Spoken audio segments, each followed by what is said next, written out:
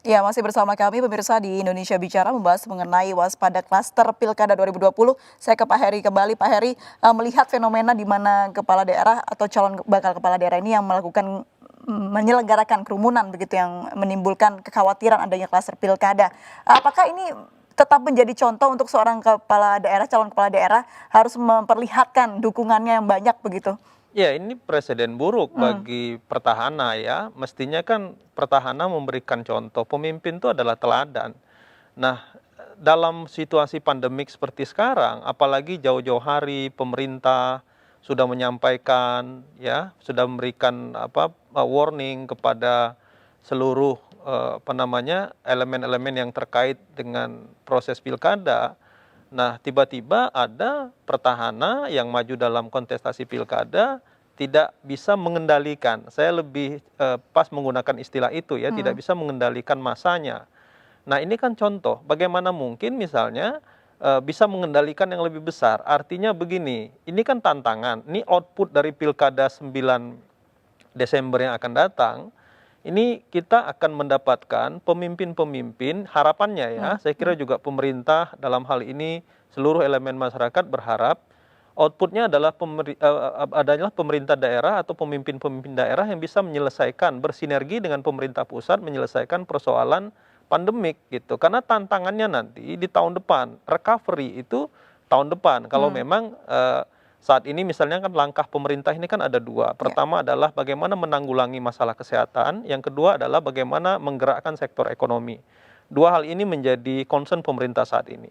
Nah, kalau kita lihat dari langkah-langkah yang dilakukan oleh pemerintah untuk melakukan uji klinis terhadap vaksin, nah, diperkirakan awal tahun depan itu kan mudah-mudahan kita juga Hmm, berdoa vaksin sudah bisa digunakan, ya. bisa disebarkan kepada seluruh masyarakat. Artinya apa?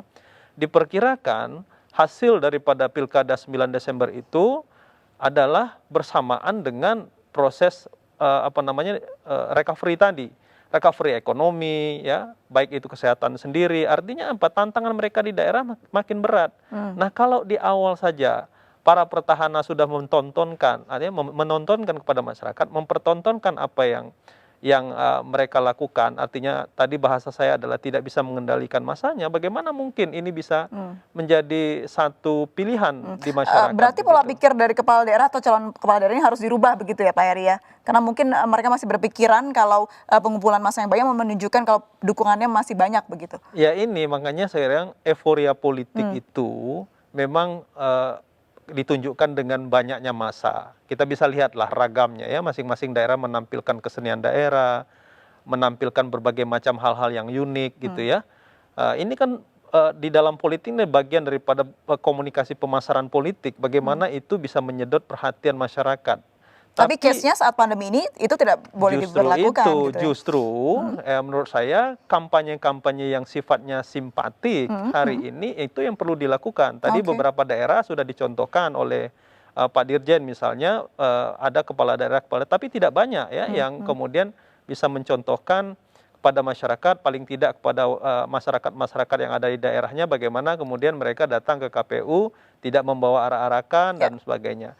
Kuncinya menurut saya menang itu bukan ditunjukkan dari besarnya massa yang datang ke Hmm, hmm, KPU hmm. atau bagaimana kemudian kita bisa menunjukkan kepada masyarakat luas, apalagi secara nasional kan ini kan diliput oleh media dan Ya. dilihat nasional.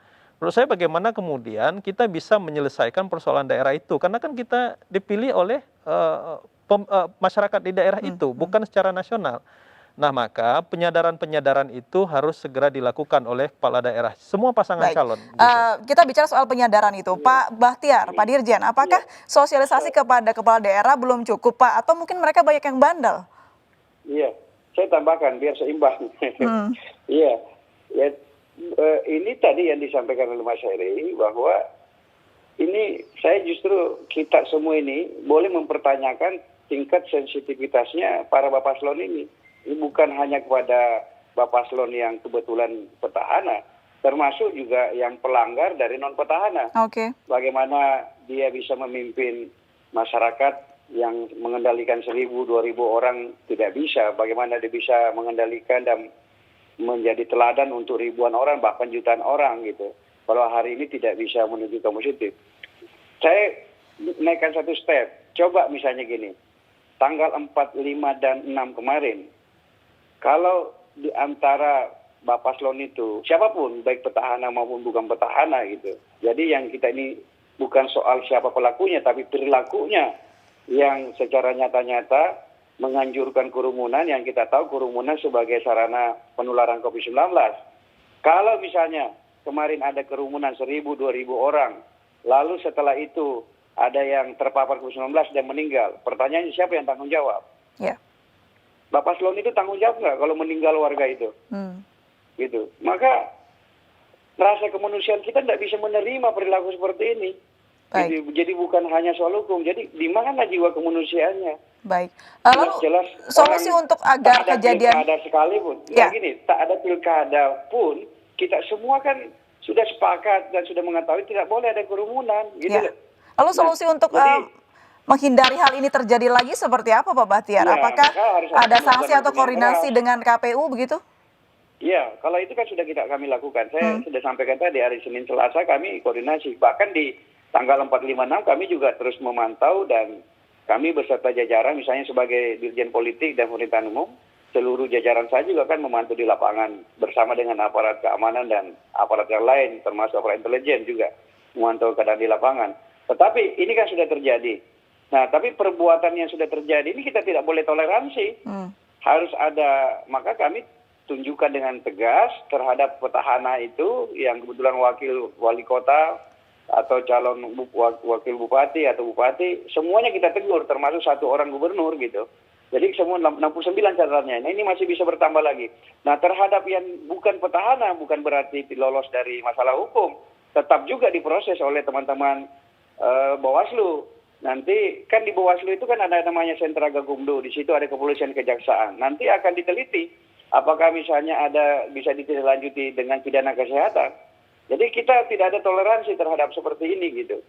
Nah, maka nanti di tahap selanjutnya kita setuju tidak ada patah integritas, maka setiap perilaku yang memang tidak peduli soal protokol kesehatan harus kita lawan, harus kita hentikan. Kalau dianjurkan, dihimbau tidak cukup, ditegur tidak cukup, ya harus dihentikan dengan keras, dengan tegas, gitu. Masa negara ini kita biarkan dipimpin atau daerah dipimpin orang-orang yang tidak peduli soal kemanusiaan, orang-orang yang tidak peduli soal kesehatan, gitu. Lagi-lagi tadi keselamatan warga negara di atas segalanya. Dan jangan lupa negara kita ini memang negara demokrasi, bukan tidak boleh atas nama demokrasi atau hak politik lalu kita mengabaikan soal kemanusiaan, soal keselamatan warga negara. Jangan lupa negara ini negara hukum. Hukum protokolnya sudah ada. Protokol kesehatan pilkada sudah ada. Ini harus kita tegakkan setegak-tegaknya gitu. Tidak ada toleransi untuk hal itu. Baik. Kalau kampanye seperti sebelum pandemi tidak disarankan atau tidak dianjurkan Pak Bahtiar, baiknya seperti apa bakal calon ini untuk melakukan kampanye di masa pandemi? Paksa. Aturannya kan sudah ada. Rapat umum itu kan maksimal 100 orang. Kan gitu di luar terbuka. Kalau di dalam ruangan itu hanya 50 orang. Ya dibubarkan paksa, harus diberhentikan paksa. Nah, kita tidak boleh biarkan. Yang kita lawan bukan orangnya, perilaku. Baik. Jadi perilaku yang nyata-nyata melawan hukum harus ditindak, tidak boleh dibiarkan. Baik. Lalu bentuk kampanye seperti apa Pak yang paling pas di masa pandemi ini? Nah, aturan di PKPU nomor 6 2020 maupun PKPU nomor 10 2020 sudah jelas. Jadi boleh ada kampanye terbuka tapi dibatasi kan hanya 1 kali atau 2 kali itu hanya maksimal 100 orang. Di dalam ruangan hanya maksimal 50 orang dengan protokol kesehatan. Nah, kemudian kampanye daring gitu. Kemudian bisa saja ada pertemuan-pertemuan dalam jumlah kecil gitu. Nah, justru tadinya kita hendak mengubah 210 daerah ini justru jadi peluang semakin banyak orang yang menjadi agen-agen perlawanan COVID-19. Bukan sebaliknya. Kalau ini kan justru sebaliknya. Misalnya nih 270 daerah ini kan ada 105 juta pemilih. Bayangin saja kalau satu orang bagi satu masker. Ada 105 juta masker yang dibagi. Ditulislah di maskernya pilih nomor urut ini atau gambar foto pasangan calon, silakan saja. Gitu. Kalau ada 10 masker yang dibagikan kali 105 juta, berarti kan ada 1 miliar lebih masker yang beredar pada 205 juta 210 daerah. Kalau satu masker harganya Rp5.000, kali aja 1 miliar, kan 5 triliun lebih. Oke. Kan ini kan bukan masyarakat lalu mendapat manfaat positif, justru masyarakat terlindungi dari bahaya COVID-19. Ada yang bagi hand sanitizer semakin banyak. Nah, justru tadi Mas Heri sudah sampaikan, justru pilkada ini, maka kami dorong sejak awal Pak Menteri, harus ada tema besar. Kita harus menguji di kampanye itu, di debat pasangan calon itu, seberapa jauh, seberapa dalam pemahamannya sang calon terhadap pandemi COVID-19 ini. Bagaimana cara penanganannya, solusinya apa. Dan begitu juga dampak-dampak sosial ekonominya. Misalnya nih, saya warga kota Depok misalnya gitu. Sekarang sedang pilkada. Di Depok itu ada banyak pengangguran, ada banyak orang susah, kehilangan pekerjaan gara-gara COVID-19. Nah, kita tanya sama pasangan calon, nah bagaimana kamu mengatasi ini pandemi? Nah, justru solusi-solusi di tengah pandemi yang kita harus keluar. Ini malah sebaliknya. Baik, jadi banyak alternatif ya Pak Bahtiar ya. Benar di luar ini kita, nalar sehat kita, Baik, di mana gitu ininya. Nilai kemanusiaannya gitu. Baik. Nah, jangan lupa calon kepala daerah itu adalah calon negarawan loh. Betul. Dan Negarawan dilihat itu oleh masyarakat. Oh iya, kadar negarawannya kita pertanyakan. Baik, kalau berbicara soal pilkada tidak afdol rasanya kalau kita tidak sedikit membahas mengenai peta politik yang ada. Saya mau ke Pak Heri terlebih dahulu mengenai peta politik ini seru karena ada anak artis, ada anak pejabat yang ikut ini. Sedikit saja boleh ada komennya?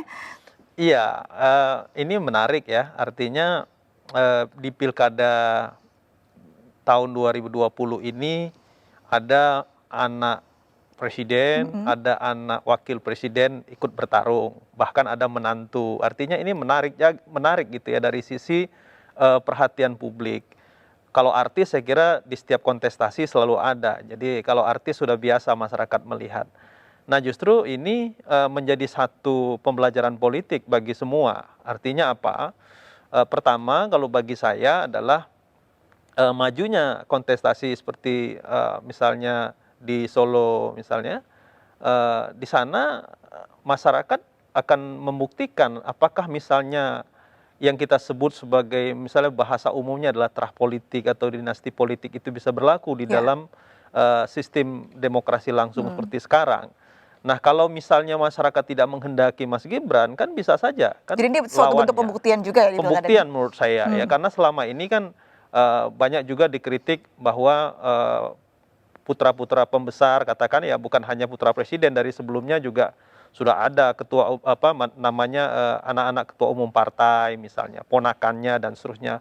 Di beberapa daerah bahkan ada istrinya yang maju menggantikan suami. Nah, ini juga menurut saya satu pembuktian lagi-lagi.